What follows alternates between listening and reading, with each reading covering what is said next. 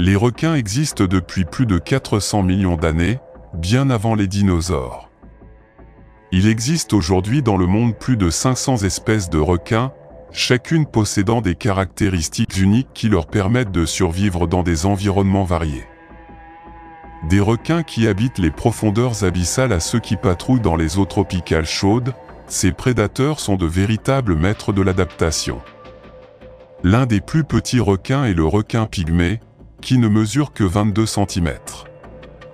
Malgré sa petite taille, c'est un prédateur efficace dans son environnement. En revanche, nous avons le requin-baleine, le plus gros poisson de l'océan, qui peut atteindre 12 mètres de long. Malgré sa taille imposante, le requin-baleine se nourrit principalement de plancton, filtrant des milliers de litres d'eau par ses énormes gueules. Les requins ont un corps parfaitement adapté à la chasse et à la survie. Leur peau est recouverte de denticules dermiques, de petites écailles en forme de dents qui réduisent la friction avec l'eau, leur permettant de nager rapidement et silencieusement. Cette fonctionnalité leur confère un avantage significatif lors de la chasse.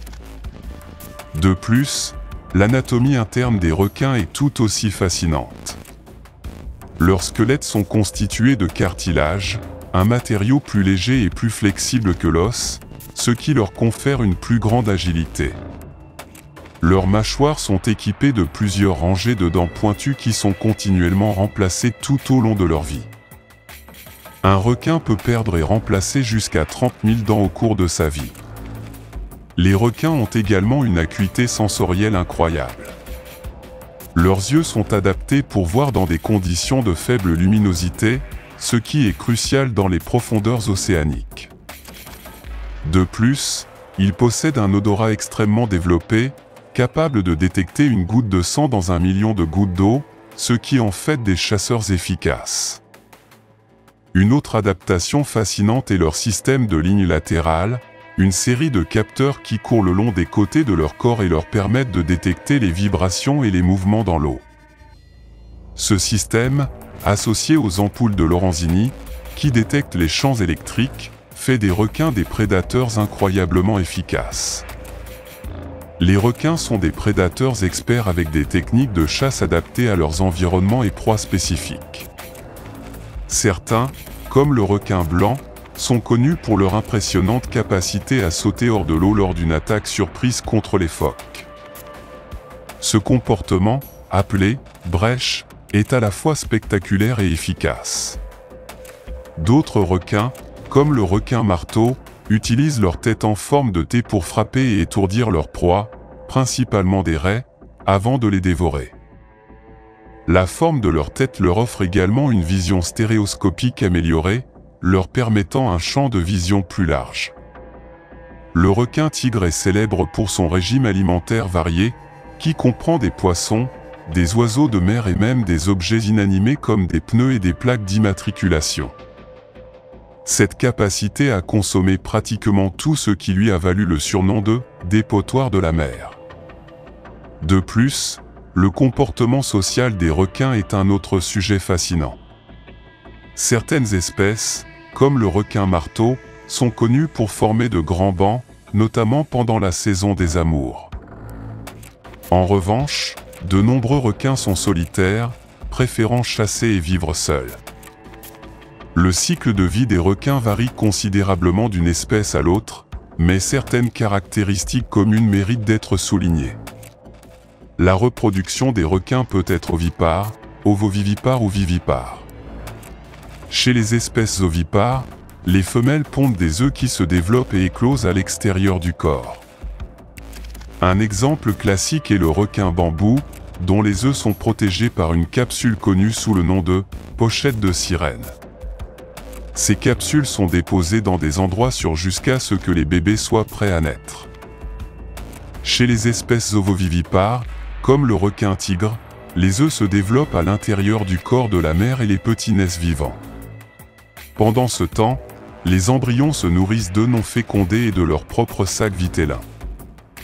Les espèces vivipares, comme le requin-bulldog, donnent naissance à des petits vivants qui se développent à l'intérieur de l'utérus et se nourrissent via une connexion placentaire, semblable aux mammifères. Cette méthode donne aux chiots un avantage à la naissance, car ils sont mieux développés et plus grands. La reproduction chez les requins peut être un long processus et les femelles n'ont généralement que quelques bébés à la fois. Cela entraîne une croissance lente de la population de requins, ce qui les rend particulièrement vulnérables aux menaces extérieures. Au fil des années, les requins ont été mal compris et souvent décrits comme des monstres dans la culture populaire. Des films comme Les Dents de la Mer de Steven Spielberg ont créé une image des requins comme des tueurs impitoyables, mais la réalité est très différente. Les attaques de requins contre les humains sont extrêmement rares. En fait, vous êtes plus susceptible d'être frappé par la foudre que d'être attaqué par un requin. La plupart des requins ne considèrent pas les humains comme des proies et leurs attaques sont généralement le résultat de la curiosité ou de la confusion.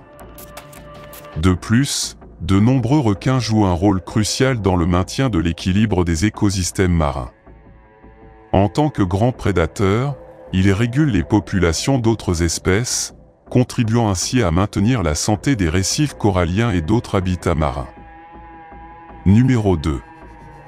Le poisson-lion, également connu sous le nom de poisson-scorpion ou poisson-dragon, est une espèce envahissante originaire de l'Indo-Pacifique qui suscite des inquiétudes dans les écosystèmes de l'Atlantique occidental et des Caraïbes en raison de sa croissance rapide et de sa capacité à se reproduire. Il a une apparence unique et frappante, avec des rayures rouges, blanches et brunes et de longues épines venimeuses sur ses nageoires dorsales et latérales. Ces poissons se caractérisent par leur comportement agressif et leur voracité. Ce sont des prédateurs voraces qui se nourrissent d'une grande variété de proies, notamment de petits poissons, de crustacés et même d'alevins d'autres espèces marines. Leur adaptabilité et l'absence de prédateurs naturels en dehors de leur habitat d'origine leur ont permis de se multiplier rapidement dans les eaux de l'Atlantique, où ils rivalisent avec les espèces indigènes pour la nourriture et l'espace. L'une des principales préoccupations associées au poisson-lion est son venin. Les épines acérées et venimeuses de leurs nageoires dorsales et latérales contiennent une toxine qui peut provoquer une douleur intense, un gonflement et d'autres symptômes chez les humains qui entrent en contact avec elles. Cette défense venimeuse signifie que le poisson-lion a peu de prédateurs naturels en dehors de son habitat d'origine. Pour contrôler la propagation du poisson-lion et protéger les écosystèmes marins vulnérables, diverses stratégies de gestion ont été mises en œuvre, notamment des programmes de pêche sélective et l'éducation du public sur les risques associés à cette espèce envahissante. De plus, les consommateurs sont encouragés à envisager de manger du poisson-lion comme moyen de contrôler leur population et de protéger les récifs coralliens et autres habitats marins affectés par leur présence incontrôlée. Numéro 3. L'orque, également connu sous le nom d'épaulard, est un cétacé très intelligent et social que l'on retrouve dans tous les océans du monde. Ils sont facilement reconnaissables à leur coloration noire et blanche et à leur nageoire dorsale proéminente. Les épaulards sont des prédateurs majeurs et se nourrissent d'une grande variété de proies, des poissons aux mammifères marins. Ils utilisent des stratégies de chasse complexes et coordonnées, comme la fameuse « attaque en embuscade », pour capturer leur proie. Bien que leur nom suggère une agression envers les humains, les attaques d'orques contre des humains sont extrêmement rares dans la nature. Pour la plupart, les interactions entre les humains et les orques sont pacifiques et se produisent dans des environnements contrôlés, tels que les parcs aquatiques. Les orques sont admirés pour leur intelligence exceptionnelle, leur comportement social complexe et leurs impressionnantes capacités de prédateurs. Cependant, ils sont confrontés à des menaces dues à la perte d'habitat et à la pollution, ce qui souligne l'importance de leur conservation pour les écosystèmes marins. Numéro 4. La dent d'un mégalodon, un prédateur suprême disparu il y a plus de 3 millions d'années, est souvent visualisé comme une version colossale du requin blanc moderne.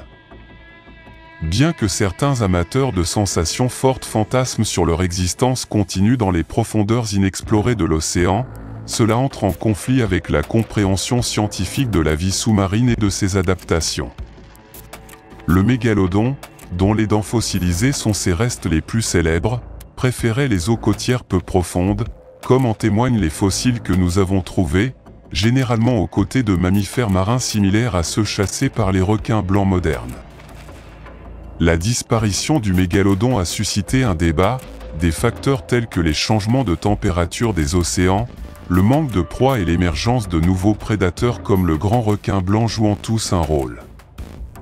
Le mystère entourant le mégalodon s'accroît avec des découvertes comme la dent de 5 pouces trouvée par une fillette de 9 ans dans le Maryland à Noël 2022. Molly Sampson, une passionnée de fossiles, a fait la découverte sur les rives du parc d'État de Calvert Cliff, le long du Chesapeake Bay, une région riche en histoire paléontologique. Après avoir apporté la dent à Stephen Godfrey, conservateur de paléontologie au Calvert Marine Museum, son origine a été confirmée, consolidant ainsi la découverte en tant que pièce importante de l'histoire préhistorique. Numéro 5. La pieuvre aux anneaux bleus est une espèce de poulpe qui vit dans les eaux chaudes de l'océan Indo-Pacifique. Il est connu pour sa taille relativement petite et pour les anneaux bleus distinctifs sur son corps, qui deviennent plus visibles lorsque la pieuvre se sent menacée ou pendant la chasse. Bien que son apparence puisse être captivante, cette pieuvre est dangereuse en raison de la neurotoxine très puissante qu'elle produit.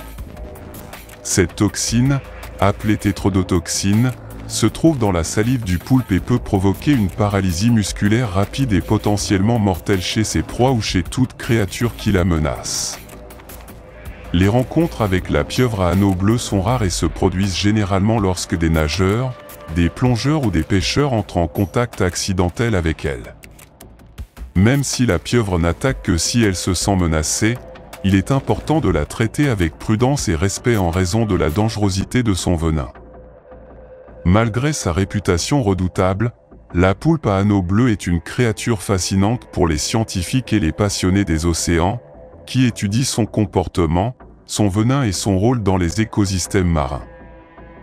Sa capacité à produire un venin aussi puissant en fait un exemple étonnant d'adaptation évolutive et du monde fascinant de la vie marine. Numéro 6.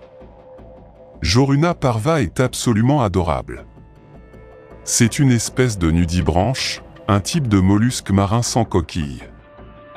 Son apparence, en forme de lapin de mer, lui a valu le surnom de « lapin de mer ».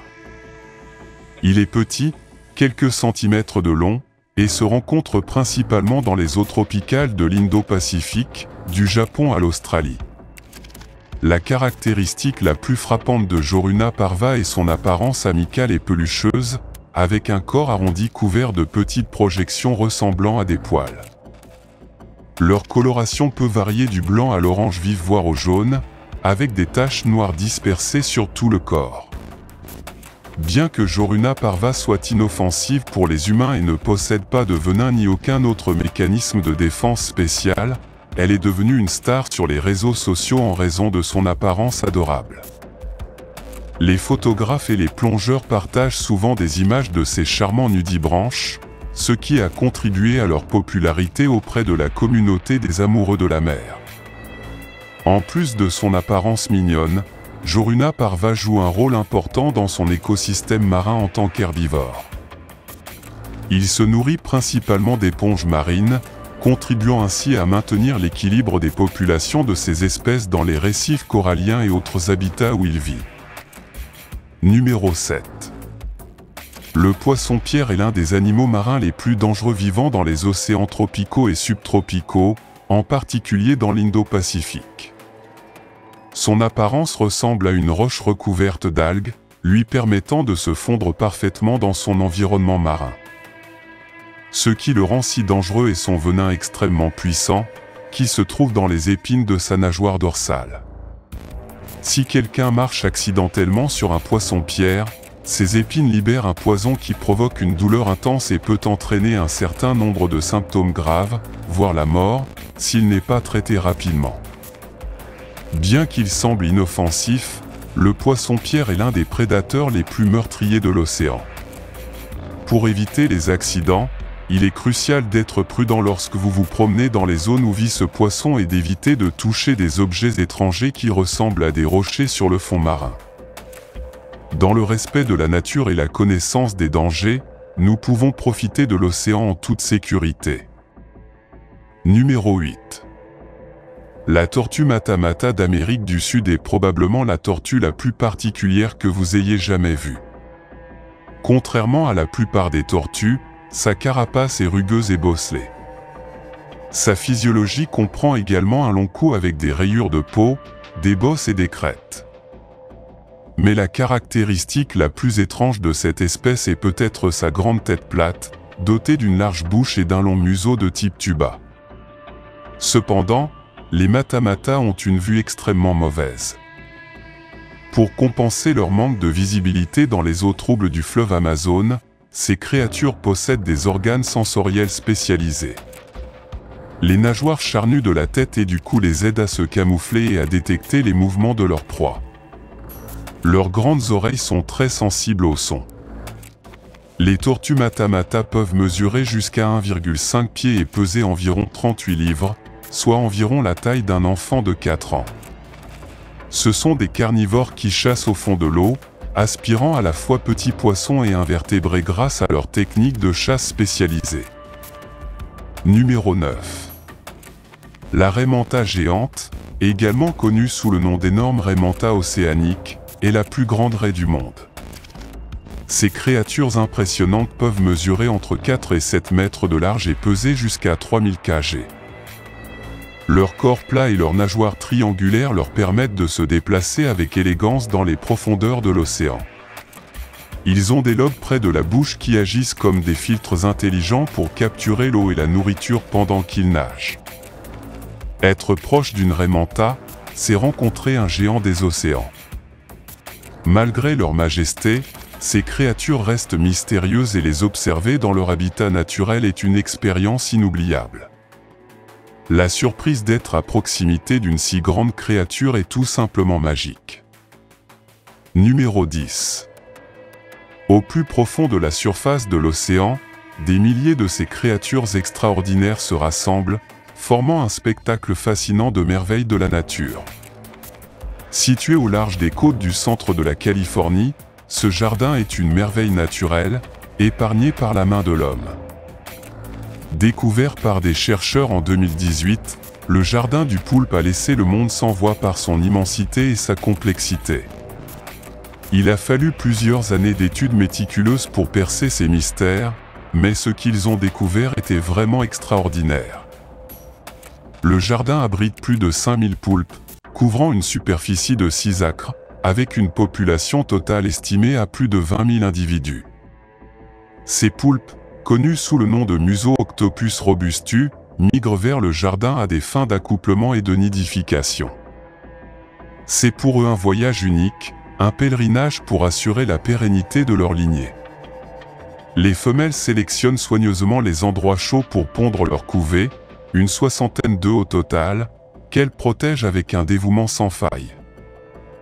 Ce qui rend ce jardin vraiment unique est son emplacement près du pied du mont sous-marin d'Avison, un volcan endormi.